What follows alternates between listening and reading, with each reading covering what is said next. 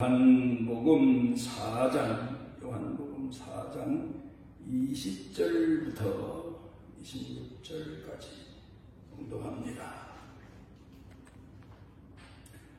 우리 조상들은 이 산에서 예배하였는데 당신들의 말은 예배할 곳이 예루살렘에 있다 하더이다. 예수께서 이르시되 여자여 내 말을 믿으라. 이 산에서도 말고 예루살렘에서도 말고 너희가 아버지께 예배할 때가 이르리라. 너희는 알지 못하는 것을 예배하고 우리는 아는 것을 예배하노니 이는 구원이 유대인에게서 남이라. 아버지께 참되게 예배하는 자들은 영과 진리로 예배할 때가 오나니 곧 이때라. 아버지께서는 자기에게 이렇게 예배하는 자들을 찾으시느니라. 하나님은 영이시니 예배하는 자가 신령과 진리로 예배할지니라. 여자가 이르되 메시아 곧 그리스도라 하나니가 오실 줄을 내가 아노니 그가 오시면 모든 것을 우리에게 알려주시리이다. 예수께서 이르시되 내게 말하는 내가 그라 하시니라.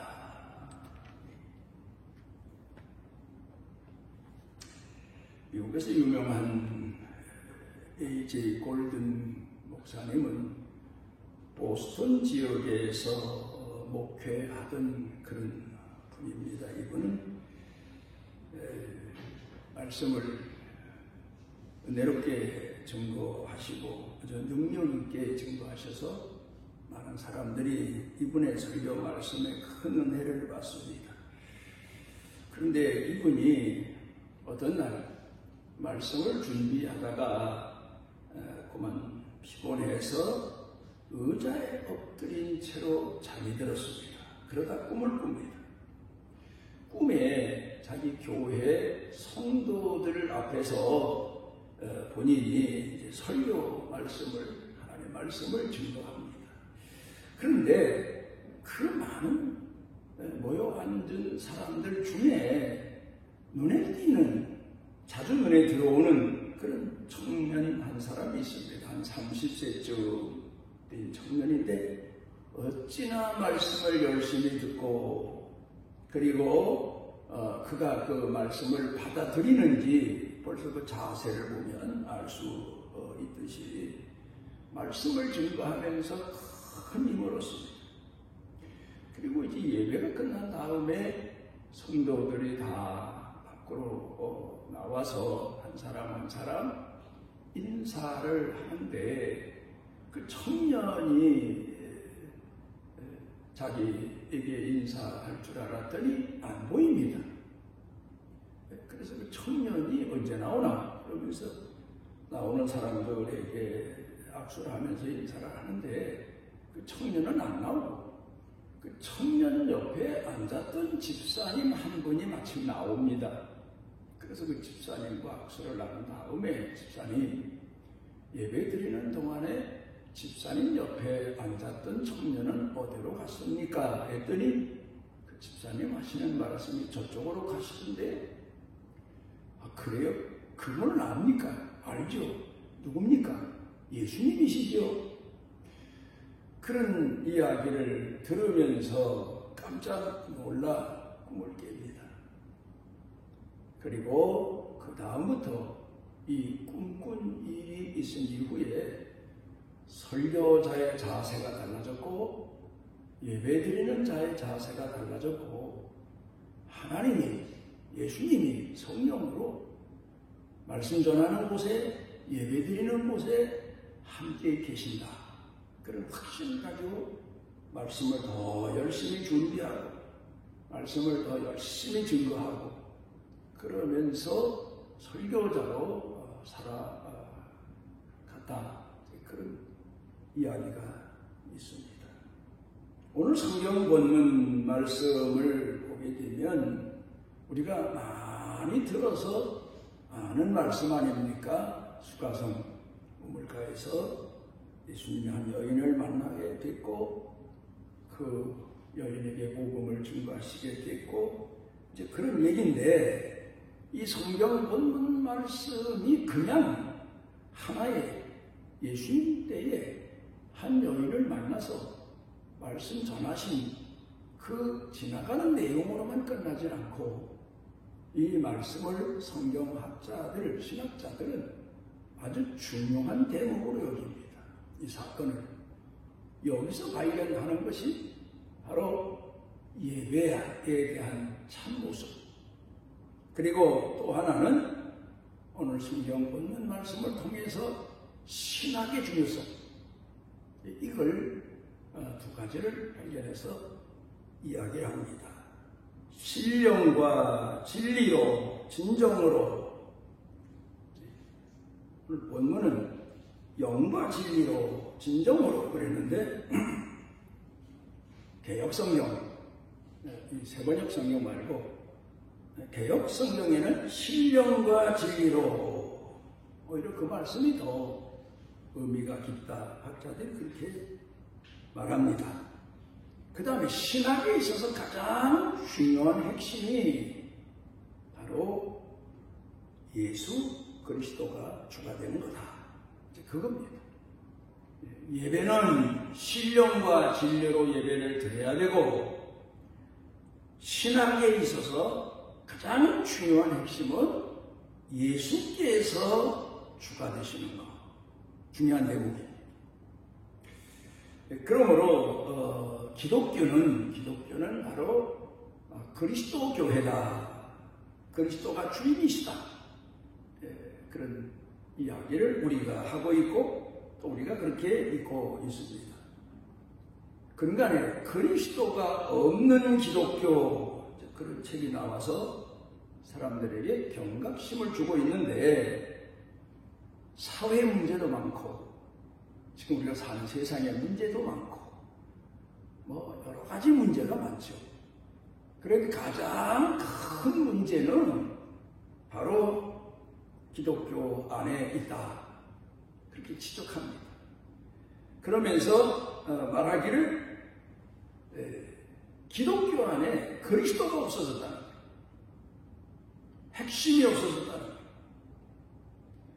교회가 경건한 것도 중요하고, 교회가 사회활동하는 것도 중요하고, 교회가 선교라는 큰 슬로건을 내걸고 복음을 증거하는 것도 참 중요하지만, 가장 중요한 핵심은 바로 그리스도 주가 교회 안에 핵심이 되어 있지 않다는 사실입니다.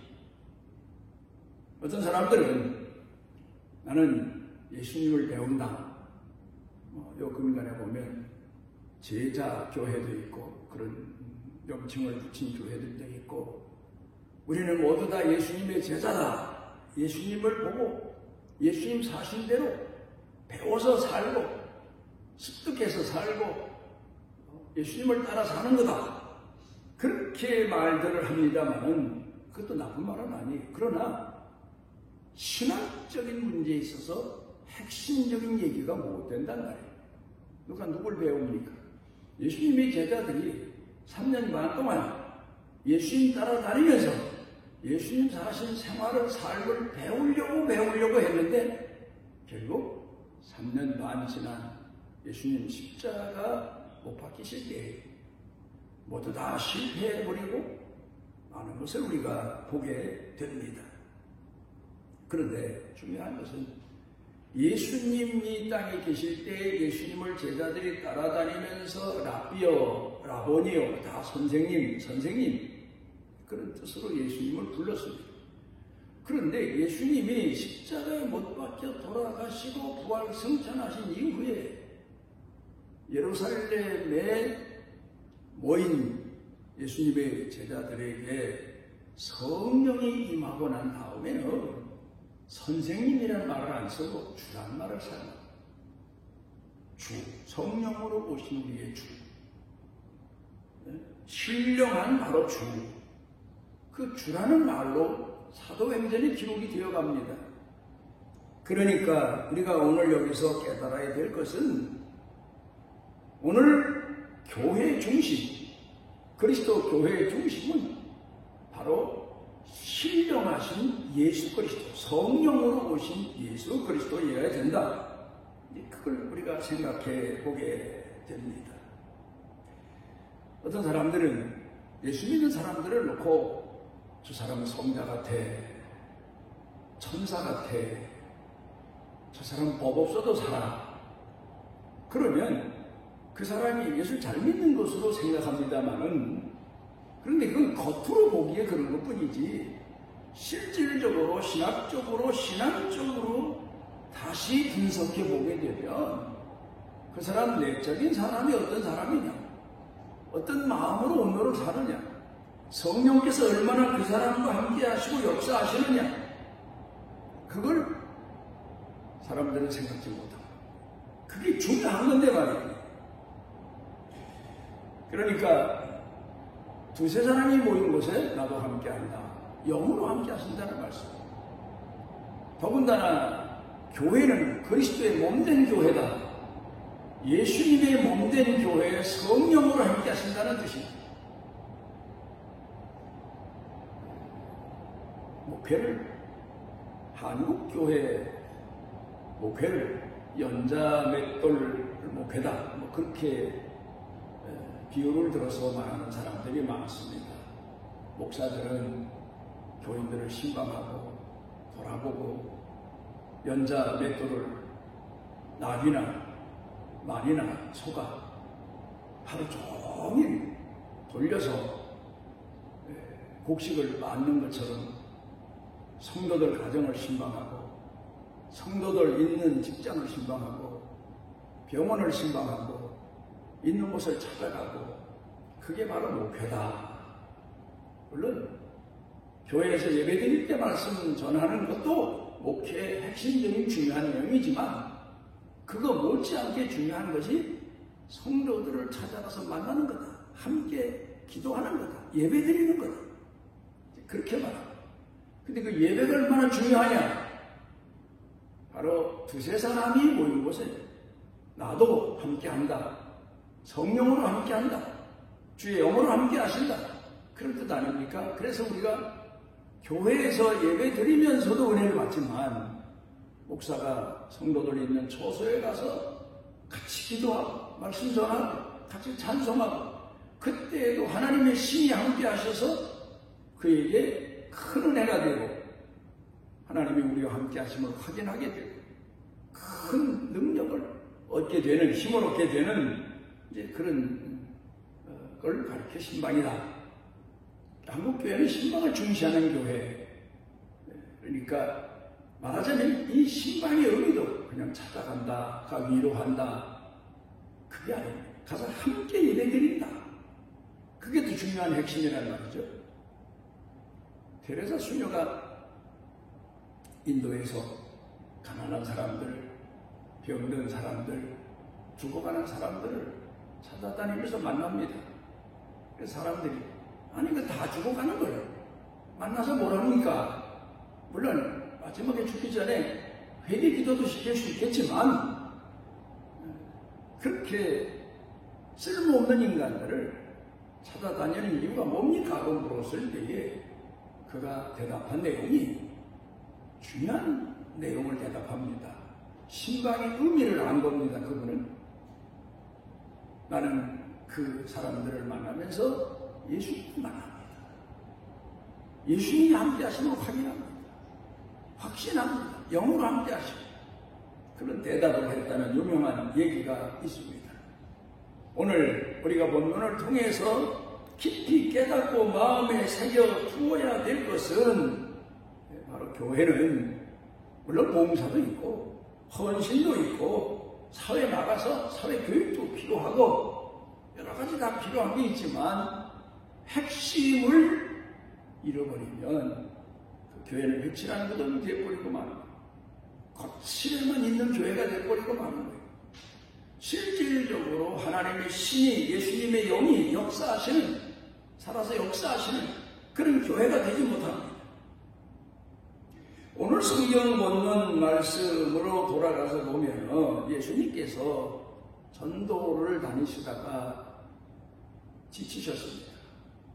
이스라엘을 그렇게 물이 흔한 곳이 아니고 곳곳에 지역에 조상들이 파놓은 이제 두레움을 크게 그저 있어서 물을 가지고 다니지만 물이 여행하는 동안에 다 떨어지고, 그래서 그 물어서 우물 있는 곳을 찾아가고 거기 가서 물을 마시고 이제 그런 형편인데, 예수님께서 이제 우물가에 앉아 계신데 한 여자가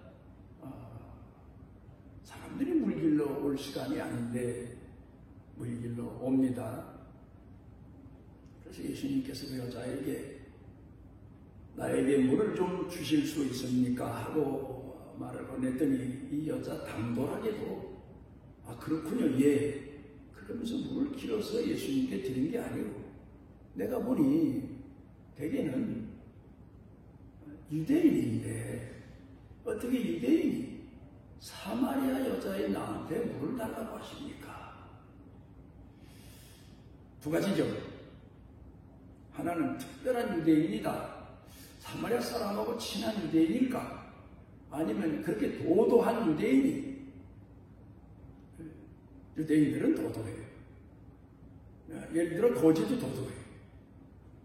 누가 세리나 창기가 구걸하는 거지에게 돈을 주면 그 사람이 세리인지 창기인지 알게 되면 그 돈통까지 집어던진대. 더러운 돈은 안 받는다 이거죠. 거지 생활에. 그리고 유대인은 여행할 때 직선거리로 사마리아를 통해서 가면 빨리 갈 수 있는데, 사마리아를 통과하지 않기 위해서 다른 지역으로 돌아서 시간도 정력도 더 쏟아가면서 가는 더러운 지역은 내가 발로 밟지 않는다.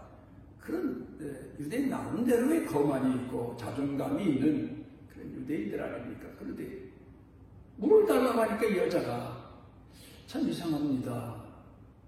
당신은 유대인인데 어떻게 천박하기 이를 데 없는 사마리아, 더군다나 여자인 나한테 물을 달라고 하십니까? 그때 예수님께서 당신한테 물을 달라고 하는 사람이 누구인 줄 알았으면 당신이 내게 물을 달라고 할 거예요. 이 여자가 똑똑합니다. 바보 같으면 아니 어떻게 당신이 나한테 물을 줄 수 있어? 당신 보니까 물통도 없고 물을 줄 수 있는 사람도 못 되는 것 같은데 그러겠지만, 이 여자는 이분을 만나보니까 의미가 있구나. 그렇지. 내가 지금까지 내 영혼이 목말라서 영혼의 만족을 얻기 위해서 많은 사람을 만나면서 방황하면서 인생의 갈증을 해결하기 위해서 살아왔는데, 이 우물에서 얻는 물 말고 또 다른 물을 줄 수 있는 분? 그래서 이 여자가 대답합니다. 그런 물이 있으면 나한테 주십시오. 나는 그 말은 그런 뜻입니다. 지금까지 내 인생의 갈증을 해결하기 위해서 많은 사람을 만났고, 그러다 보니까 남자도 몇 사람씩 바꿔가면서 내 영혼의 만족을 줄 수 있는 남자가 누군가 하고 찾아다녔는데, 지금 만나서 살고 있는 남자도 내 영혼의 갈증의 문제를 해결해 주지 못하는데, 당신이 그런 영혼의 갈증의 해결을 해줄 수 있습니까? 그런 뜻에서 벌써 이미 이 여인은 그런 물의 의미를 알고 있었단 말이에요. 메시아에 대한 이야기를 하는 걸 보면 이 여인이 얼마나 영혼의 갈증을 느끼면서 살던 여인이었나 그걸 생각해 보게 됩니다. 그러니까 예수님께서 그 여인에게 설명을 해 주십니다. 내 갈증을 해결할 수 있는 물을 당신이 줄 수 있습니까? 주십시오. 그래서 예수님이 가르쳐 주십니다. 남편을 데려오시고. 깜짝 놀랍니다. 내가 지금까지 남자를 통해서 영혼 해결의 문제를 해결해 보려고 애를 써서 여기까지 살아오다 보니까 삶이 얼룩지고 사람들에게 조롱거리가 되고 그랬는데 남편을 데려오라니 남편이 없습니다. 거짓말한 게 분명하고 또 하나는 이 여자는 다른 의미에서 아마 그런 대답을 했는지도 모릅니다. 내 삶에 해결을 주는 남편이 없습니다. 그런 뜻 같아요. 그래서 예수님께서 그 여자에게 맞다. 내가 남편 5이 있었는데 지금 살고 있는 남자도 내 남편이 아니다. 그러자 이 여자가 선지자이십니다. 어떻게 나를 그렇게 잘 아십니까? 만약에 이 여인이 영적으로 깨려고 발버둥치고 영적인 해결의 문제를 해결하기 위해서 정말 영혼의 갈증을 느끼며 살던 여자 아니었으면 뭐 이런 남자가 있어 내 사생활은 왜 들죠? 그리고 대들 수도 있어요. 그런데 이 여인이 깜짝 놀라서 선지자이십니다. 물어봅니다. 참 여자 똑똑한 여자예요. 그러니까 성경학자들이 예배학, 신학을 이 여인과 예수님과 대화에서 찾게 되고 그 해답을 얻게 되는 겁니다. 그러자 이 여인이 예수님께 질문을 던집니다. 영적인 해결의 문제는 예배에 있다는 걸 알고 있어요. 제사에 있다는 걸 알고 있어요. 당신 조상들은 예루살렘에서 유대인은 지금도 예배해야 된다고 하는데 우리 지역 이 사마리아 사람들은 사마리아에 있는 그리심산에서 제사해야 그게 진정한 제사다. 하나님을 만나는 제사다. 그렇게 이야기하고 있는데 어느 말이 맞습니까? 이 여자는 유대인이 예루살렘에서 예배 드림으로 제사 드림으로 영혼의 해결을 한다는 사실도 알고 사마리아 사람들이 그리심산에서 우상숭배지만 우상숭배를 통해서 영혼의 해결을 얻는다는 사실도 이미 알고 있는 사람. 오늘도 우리 사회를 보면 어떤 사람은 불교에 가서 연구를 통해서 수도를 통해서 영혼의 해결을 얻으려고 해요. 또 어떤 사람들은 무당이나 박수들은 나름대로 자기네가 섬기는 그 신을 통해서 영혼의 해결을 얻으려고 해요. 각 종교가 달라요. 그래서 보면 불교인은 절에 가야 된다. 샤머니즘 신앙에 빠진 사람들은 박수나 무당에게 가야 된다. 또 이단에 빠진 사람들은 자기네 교주에게 가야 된다. 또 정상적인 교회는 장로교, 감리교, 성결교 이런 교회에서는 우리 교회에 와야 진정으로 예배를 드릴 수 있고 은혜 받는다. 되게 그렇게 생각하고 또 그렇게 전도하고 그러지 않습니까? 그런데 여기에 가장 중요한 핵심을 잊어서는 안 돼요. 그래서 예수님이 답변을 하십니다. 예루살렘도 아니다. 내가 말하는 사마리아에 있는 우상 숭배하는 그리심산도 아니다. 거기서 제사하는 것도 아니다.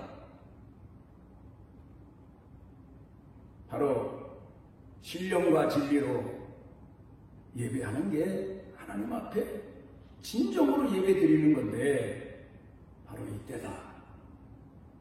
내가 말하는 메시아가 오시면 신령과 진리로 예배한다고 했는데 바로 이때다. 그리고 바로 내가 메시아다. 이 여자가 예수님을 다시 보게 됐고 성령의 감동을 통해서 그 메시아를 구주로 영접하게 됐고 너무 감사해서 이 여자가 그 다음부터 예수님은 전도 여행을 또 떠나시고 그 동네 살면서 그 우물가에 있으면서 오가는 사람에게 물을 두레박 우물을 퍼서 주면서 메시아에 대한 예수님에 대한 신령과 진리로 예배한 자신의 간증을 하면서 전도를 했다. 그런 이야기가 있습니다. 우리가 하나님 앞에 예배드릴 때 찬송을 강조하는 교회도 있고 기도를 강조하는 교회도 있고 말씀을 강조하는 교회도 있고 말씀의 은혜와 능력을 강조하는 교회도 있지만 더 중요한 건 찬송을 부르든 기도를 하든 거룩하게 예배를 드리든 열정적으로 예배를 드리든 오늘 영으로 오셔서 우리를 만나주시고 우리를 가르쳐주시고 깨워주시고 어루만져 주시고 치료해 주시는 성령 하나님을 만나는 게 예배다. 그걸 오늘 성경 본문에서 확신할 수 있어요. 예수님은 많은 사람들이 만났습니다. 병든 사람이 만나서 병을 고침받았습니다. 그런데 베드로가 예수님을 처음 만난 이야기는 다릅니다. 고기잡이 하다 예수님을 만났습니다. 예수님 말씀에 순종해서 그물을 깊은 데 갖다 던지고 기적적으로 밤새껏 고기 한 마리 못 잡았는데 예수님 말씀에 순종하고 많은 고기를 잡지 않습니까? 그가 이분이 메시아. 그런 기적을 통해서 예수님 말씀이 곧 신령한 말씀이요 능력의 말씀이요 세상을 창조하신 창조주의 말씀이구나. 내가 나 같은 죄인이 그 말씀에 의해서 이런 많은 고기를 잡을 수 있다니. 그런데 자기 자신이 얼마나 추한 죄인인가요? 그 예수님 앞에서 발견합니다.